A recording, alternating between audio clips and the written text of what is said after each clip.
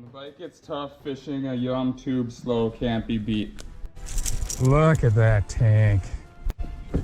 This thing is so freaking thick.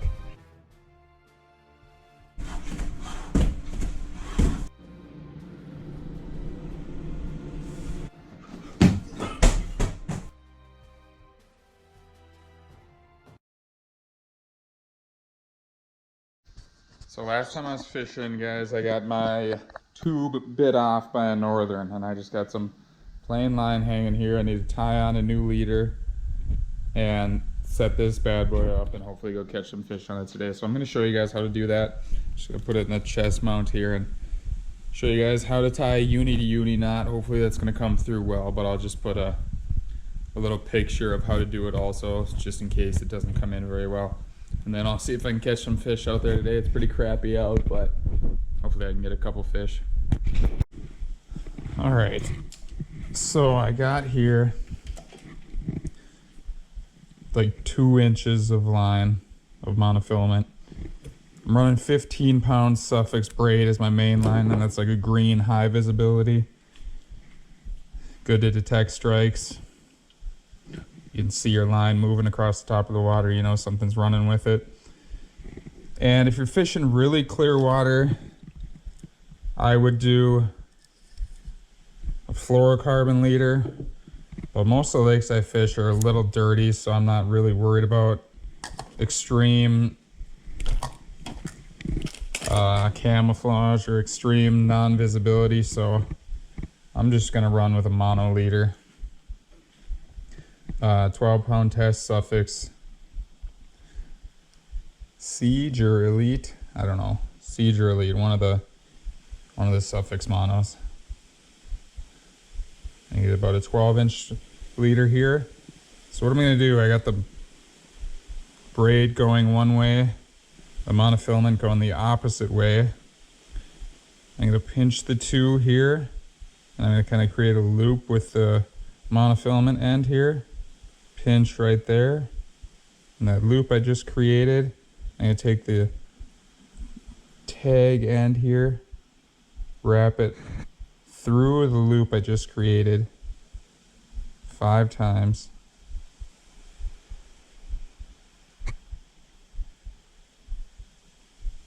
Hopefully you guys can see this. I'm going to start pulling it tight. When it gets close, I'm just going to wet it with my mouth.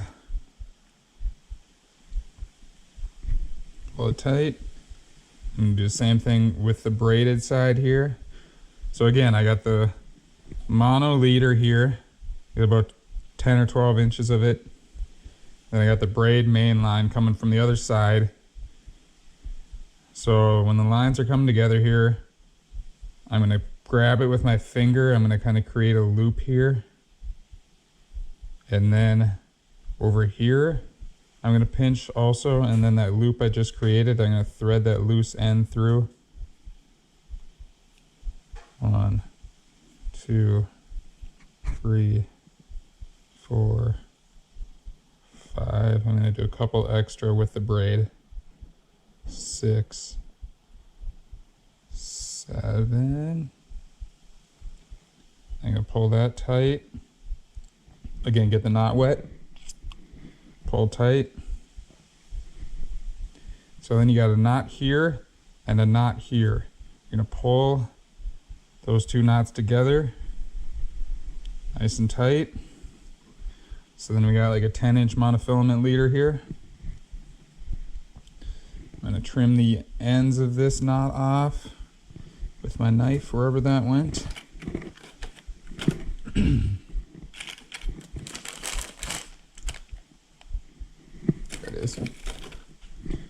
So you got 2 ends of the knot here. I'm gonna trim that, leaving just a little bit where the knot is. Same with the other tag end.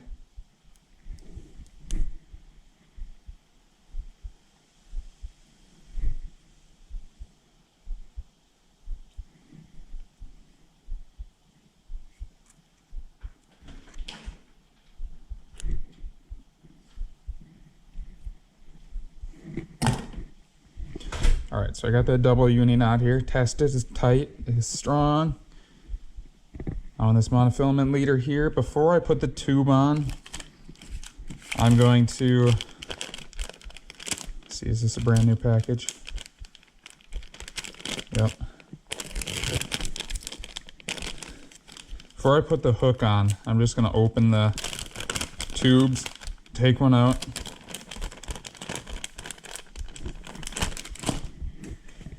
And I put my tube hooks right here. So these are Northland rattling inner tube jig hooks. 1/8 ounce. All right. So this works out better, rigging tubes, if you put the hook into the tube first. So I got a hook here. I'm gonna shove it right up the tube's rear end. I'm gonna give it an enema here, all the way up to the top. So now I can feel it through the top there. I can feel where that little eyelet of the hook is, and I'm just gonna kind of move that back and forth to break that through.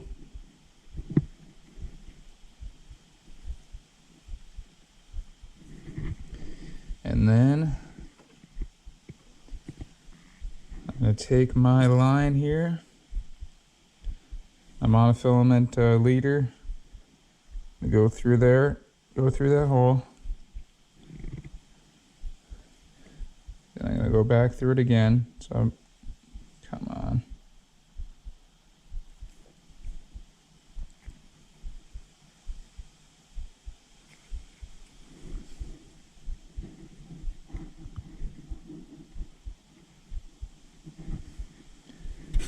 This hook eyelet does not want to go through there very much. There we go. So now I doubled the line up here. I'm just going to do a Palomar knot. So if you're not familiar with that, I'm just going to do a normal overhand knot, pull it tight. And I got the tag end of the line here, and then the main line. I'm going to pull that so there's enough room to go all the way around the bait.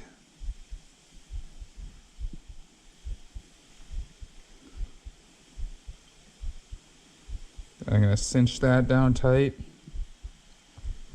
pull the tag end tight, and then clip that.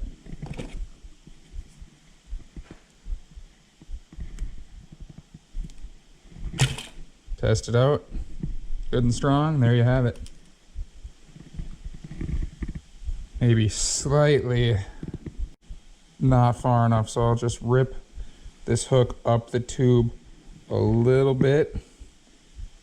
Now you can see it kind of straightened out there. Now it's better. That's it. I got the exposed hook there. There's a couple different ways you can do this, and you can rig it kind of Texas rig like you would a normal bait. Make it a little more weedless. This way you definitely get better hookups, and I'm not fishing very heavy cover, so I like it like this. So everything looks strong there. If you're wondering what kind of setup this is here, I got this on. This is the new Okuma Serrano. This is a medium spinning rod, 7'2". It's got great backbone, super strong, and it's got a nice sensitive tip that can detect the bites easily. It's got a wind grip right here, so this is like really grippy, rubbery type of grip. You might have seen that on couple different rods, or like some loose reels that have wind grips on the reels there. It's a great looking reel. I've only used it a couple times so far, but the thing feels great. And this is a Okuma Helios SX spinning reel. It's got a little bit faster gear ratio for picking up that line quickly. Like I said, 15-pound test Sufix braid on here for the main line, 12-pound test leader. So these are some of my favorite tubes also. I'll show you guys. So Gitzit right here. These are one of like the original manufacturers of tubes. I think these are 3.5-inch tubes. Yep. And I like to go with natural colors for the most part. So this one's kind of like a brown with gold. The Yum melon candy, that's kind of a green with like a little bit of red flake. And then these Chompers are also watermelon red, so they're like green with a little bit of red flake there. These are like purple and green with a little bit of flakes in them. Those are Strike King coffee tubes. And then just another yum. This is kind of like a brown one, a light brown or orangish one. Kind of mimics a crawfish. It says pumpkin and pepper green. So all these are great tubes. I've used all these with good success. The 3.5-inch tubes I like a little bit better for smallmouth fishing. And then the 4-inch tubes I like a little bit better for largemouth fishing.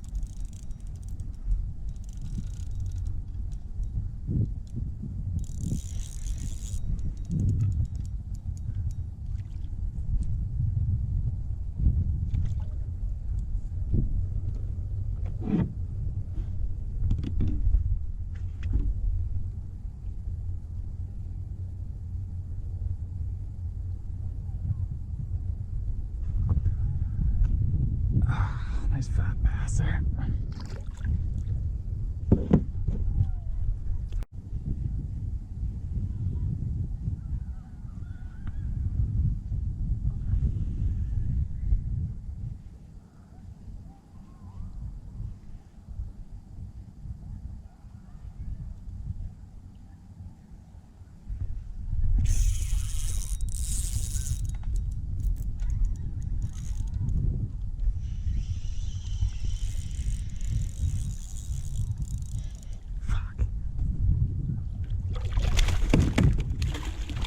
Guy wants to come in with me.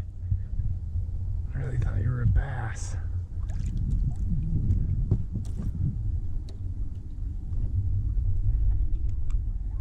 Ah, you're just a little slimy bastard.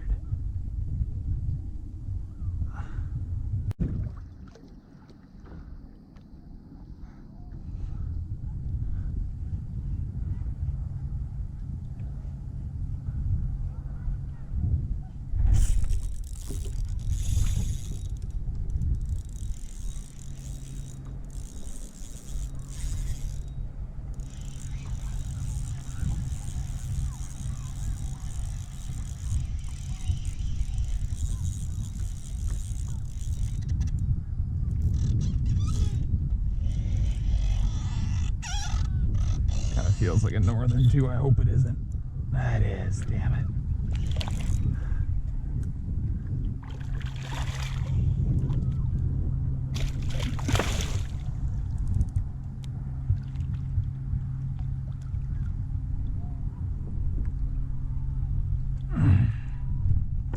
Easy, buddy. You're not hooked bad. You're gonna be off in 1 second. There you go.